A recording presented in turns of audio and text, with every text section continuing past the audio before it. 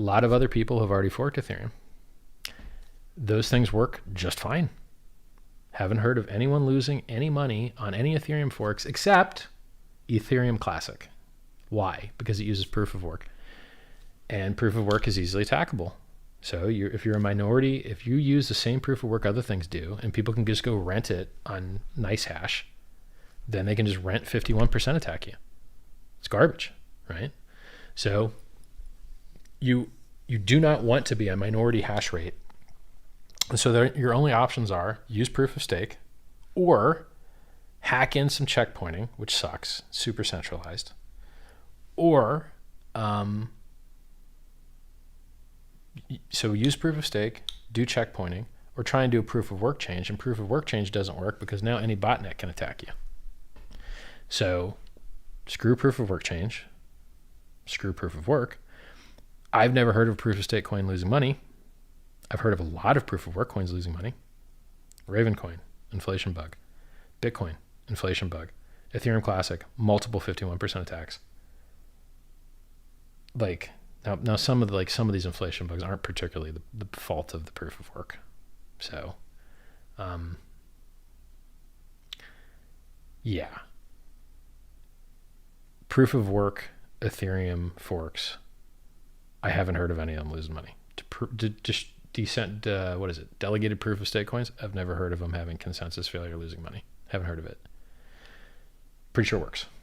Oh, who else is switching to proof of stake and getting rid of proof of work? Ethereum. Okay, and how are they doing that? They're moving system state over to a proof of work system that they already have up on testnet, which is Ethereum 2.0. So proof of stake's here. It ain't going nowhere. We use proof of stake and Hex to distribute inflation. We only use proof of work because Ethereum does, so I haven't figured out the tokenomics as to the fundamentals of the token. I haven't figured that out yet. I don't think it'll take me long. It's what I do in my free time. But I think it would be very, very cool for Hex and perhaps some other things, maybe all the things, to have a place to operate that is cheaper and faster, and is cheaper and faster because it switched from proof of work to proof of stake. Now, is there a security trade-off? Kind of, yeah. If some evil people decide to go hunt down 100 servers and lock everybody up that ran the 100 servers, then the community would probably be like, hey, we're forking back to proof of work. And then what did you get done? So, and by the way, this is the same thing that you'd do to Bitcoin. Like how many actual farms and their pools are responsible for all of Bitcoin's hash rate? 6, 8, might actually be 4. And they're just trying to make it look like they're not that big. So they just spread it out more.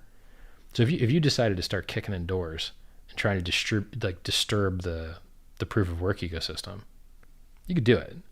But no one is going to do it because then these are socially enforced networks. The real thing that makes blockchains work, it's not the hash rate, it's not the chain length, it's not the chain weight, it's a social consensus. So why is a fake Bitcoin not worth the same as a real Bitcoin? Because the social consensus says, no, not fair, not cool. We believe in that, not that. Right? Why is an Ethereum worth more than an Ethereum Classic, even though the Ethereum Classic is the real Ethereum, and the real Ethereum is actually the fork? Like unstoppable code, unstoppable computing. The real Ethereum was like, no, DAO hacker loses his money. Sorry, hacker doesn't get paid. And then Ethereum Classic was like, yes, hacker gets paid. It's fair. He won. And it's hard to say who was right. Apparently it worked out because Ethereum's, outperforming Bitcoin 2-1 over the last year and a half. So I know proof of stake consensus works. I know a lot of projects have forked Ethereum and done very well. I know that you can do it affordably, cheaply. Why not? Why not do these things? The other option is, do you want to pay $16 to send?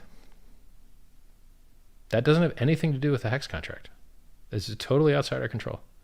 Is it okay that to on-ramp to Hex, it costs like 35 or 45 bucks in a Uniswap fee, which is also extremely gas optimized, I might add, or that you have to pay 16 bucks to do a send? I mean, I said this before. Listen, if Ethereum goes down or it starts to suck too bad, there's other networks we can go to, or we can just fork it. That's what I've been saying since the beginning. Okay, well, it sucks now, so I'm forking it. You know, and if the Hex community finds consensus to say yes, it's a good idea, let's move over to this other thing, then cool. And if not, I'm fucking still doing it anyway. There's going to be a fork of Ethereum that I'm going to like more than any of the other ones. So, like, period. That's what's happening. How would forking ETH benefit Hex? Well, I'm not exactly sure yet. I know that paying nothing to on-ramp users instead of paying 16 bucks, I think paying nothing for sends is better than paying 16 bucks. I know that. And I know paying like nearly nothing for swaps, so like no promise of work from others, no Hex expectations, just doing some thinking with you here, some brainstorming. Let's say, so what do you need to have a functioning Hex? You need a consensus network that is trustworthy and reliable. Okay, Ethereum is that. But it's too goddamn expensive now.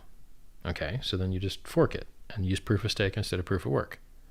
And as long as the stakeholders that are mining the blocks are decentralized and distributed, and they're not all getting their doors kicked in for something that is okay to do.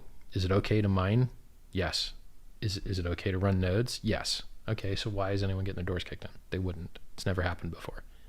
I've never heard of any node operator ever having their door kicked in for running a node for a cryptocurrency. Never heard of it. Don't think it would be legal to do that. So I don't think it would be legal to assault people that are running cryptocurrency nodes. Doesn't make sense to me. So it's never happened to the best of my knowledge in any civilized country. So now we need a consensus network that functions properly. We know Ethereum does that, and we know Ethereum forks do that. Like, people are using Matic right now to do Hex. So people are using Matic to do trading for Hex and Ethereum now. It's a layer 2. But is it really a layer 2? No, it's a fork of Ethereum that just checkpoints back to Ethereum sometimes. Okay, so it's a fork of Ethereum, yes. Are there other forks of Ethereum? Yes, XDAI is another fork. Okay, are there other forks? Yeah, TRX is a fork. Are there other forks? Yeah, BSC is a fork. Are there other forks? Yeah, ETH Classic is a fork, but it gets 51% tax, so fuck that. There's all kinds of forks of Ethereum out there. And I ain't hearing about nobody losing no damn money, except for the Ethereum Classic guys. So there's already hexagons that have provided liquidity to QuickSwap on layer 2 Matic. And I know hexagons that are building out layer 2 infrastructure so that new guys can make stakes on layer 2 and get staked without having to pay these dumb fees. But that doesn't save the guys that already have stakes. The guys that already have stakes that are getting beat up with these fees, no layer 2 thing is going to save those guys. If you want to save the layer 2 guys, which I do, or if you want to save the layer 1 guys, which I do, these stupid end stake fees, which by the way are going up in a month, it's just disgusting to me. So you need a new home. Okay, well, where should that home be? Pump somebody else's bag?